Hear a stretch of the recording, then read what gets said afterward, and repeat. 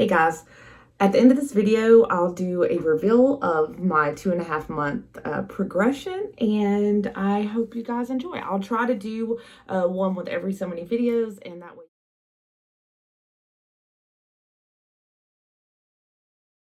Hey guys, welcome back to my channel. My name is Alicia Henson, and if you're just coming into my channel, then you'll find out that my channel is all about my plastic surgery journey and my weight loss journey. And this particular one is going to be about Dominican Republic and the different processes. So normally, my daughter's been editing my videos, and it takes a long time because I make a lot of mistakes. So on this video, I'm gonna do it a little bit different. I'm actually getting ready for work. I've just finished my makeup, and I'm gonna be doing my hair while we're talking, and that way I can kill two birds with one stone and have a quick video. So today's topic, and this is one I've been getting a lot lately, is how long do I really have to stay in the Dominican Republic and why? Okay. So there's a quick and a long answer to that, and I'll kind of try to make this video short and sweet and to go after, really the true facts.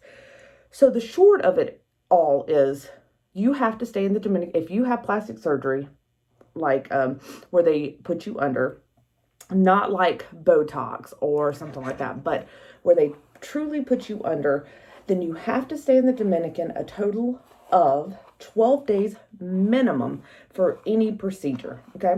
And the reason for this is, and this is not per doctor, this is from the health ministry of Dominican Republic.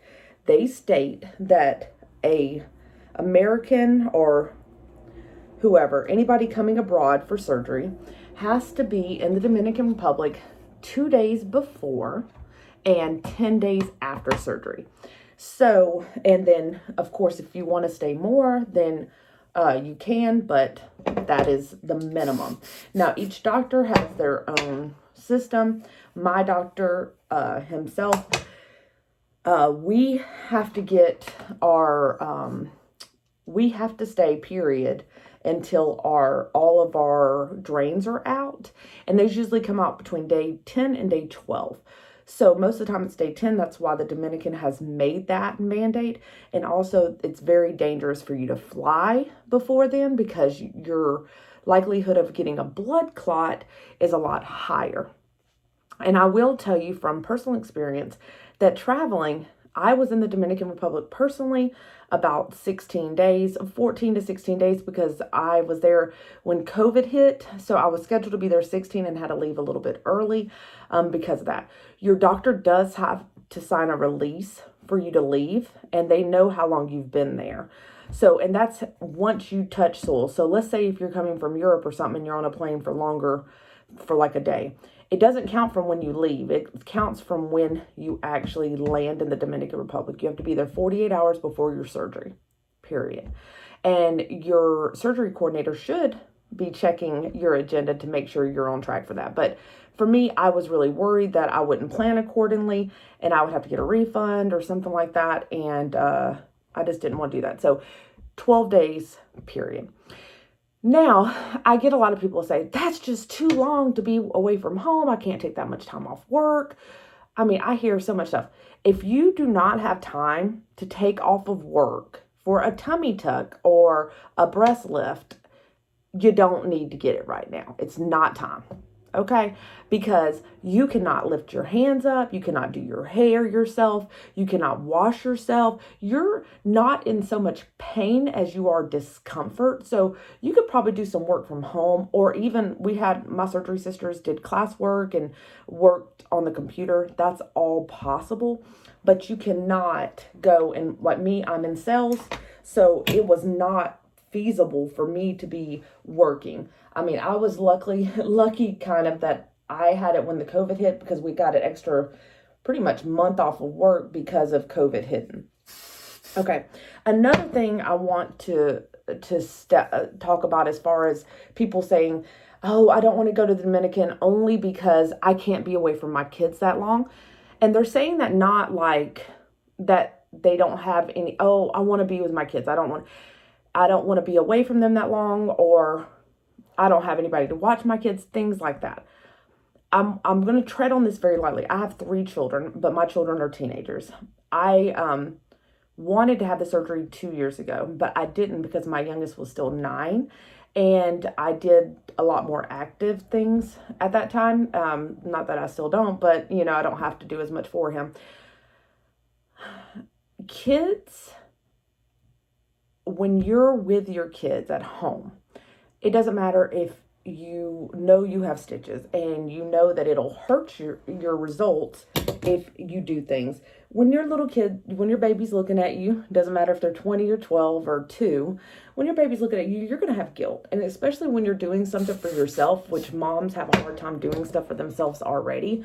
We almost have like guilt for wanting to be good to ourselves. Okay. And that's a lot of psychology for plastic surgery. I know I even had a little bit of it when I went in, but you have to remember that you're going to ruin your results, and you're also not going to do them a service by being there when you're not at your fullest.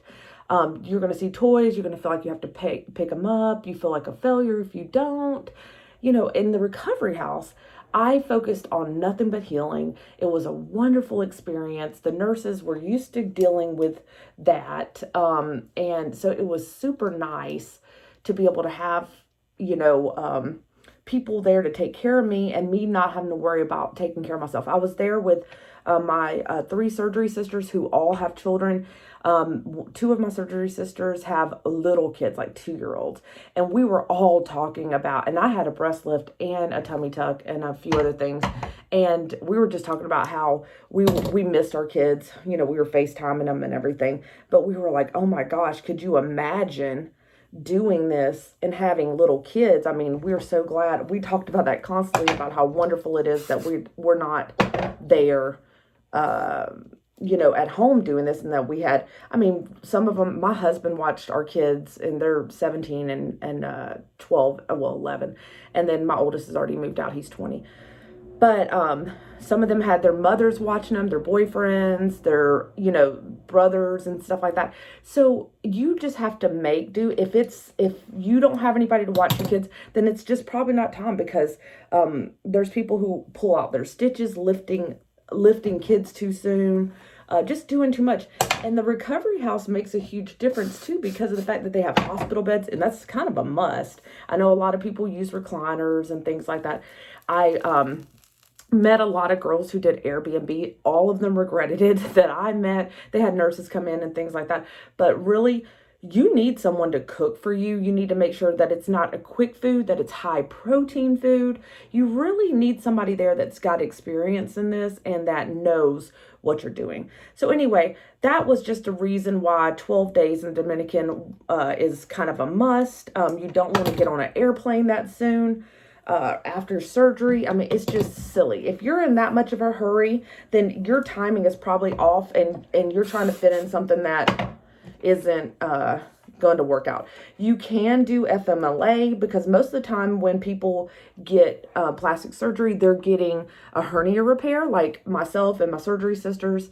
You get a hernia repair done at the same time. They will write a note for you to let them know that for FMLA that you're going to be off, because it's the same time off, 2 weeks off, regardless if it's hernia repair, tummy tuck, whatever it be. So getting them done at the same time is what most people do. And the doctors, of course, won't let you not get the hernia repair done. They're going to go ahead and do that. My doctor, luckily, is also a general surgeon, so he doesn't have to call in another doctor to do a hernia repair.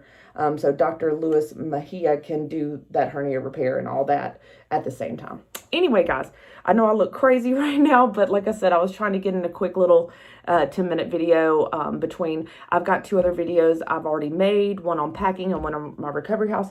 My daughter's editing them to make them look pretty and to add in all the little effects and all that, but gosh, that stuff's hard. I'm getting old. I'm not made for this. I'm just like, I'll talk to y'all while I'm doing stuff, But anyway, so the long and short of it is minimum of 12 days that you need to plan for. And even if you were in the U.S., a lot of the U.S. doctors are even adapting it now that if you get a tummy tuck, I know Dr. Roxy in Ohio, Columbus, Ohio, does it where you have to stay a minimum of, I want to say 5 days or a week in her recovery house. And I did have one doctor in Dominican Republic that I got a quote from before I settled on Dr. Mejia, that had said that they wanted you to stay 5 days in the recovery house. I mean, 5 days before surgery, they needed you to come in.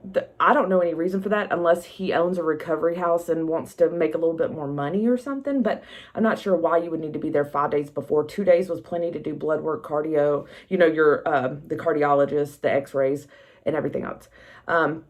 So anyway, guys, happy healing, and I can't wait to hear from you guys and tell me what you want to hear. I know I'm on a lot of surgery groups with you girls, and I love hearing the stories and seeing the results. Be patient after you get it done. You're not going to be perfect. Your boobs are going to be square. Things are going to be a little crazy. You're going to be on an emotional roller coaster. Give it time. Let it work. Heal. Eat well. Okay? All right, guys. Happy healing, and I'll talk to you soon. Okay. I am 2.5 months post-op. I'll be 3 months in about a week and a half. So here is my body reveal so far. I had a BBL. My butt was very square at the bottom, so I had him rounded out. Give me a little bit more here. I did have inner thigh lipo with J plasma. It did help a lot, but I still have a little loose skin here, so I'm contemplating a thigh lift, but it doesn't have to happen. I'm not sure. They said it'll still tighten after a while. My scars are healing up very well. They're super thin. If you see like little marks all over me, that's from my faja. I still wear it 24/7. I do that till the end of the month, on my 3rd month, and then I go to 24. I go from 24/7 to 12/7.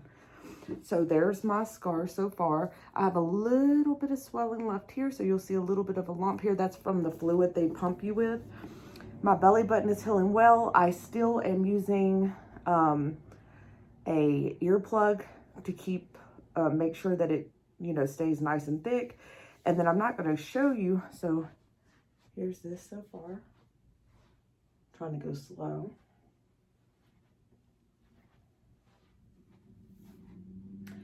I had muscle repair. I did not have ab edging. I get that asked a lot. My stretch marks before surgery went up to about right here. So he was able to get rid of a lot of them, especially the ones down here. And, but he was not able to get rid of all of them, which I'm fine with. My breast lift scars, I'm not going to show you my breasts all together, but here's the scars so far. I mean, they're healing very, very nicely. I mean, you can barely see right there where it's fading very, very nicely. And I'll try to insert a picture of how they look, face on or whatever. But yeah, so far, so good. Let me bring it down a little bit to see if you can get my legs and everything in. So yeah.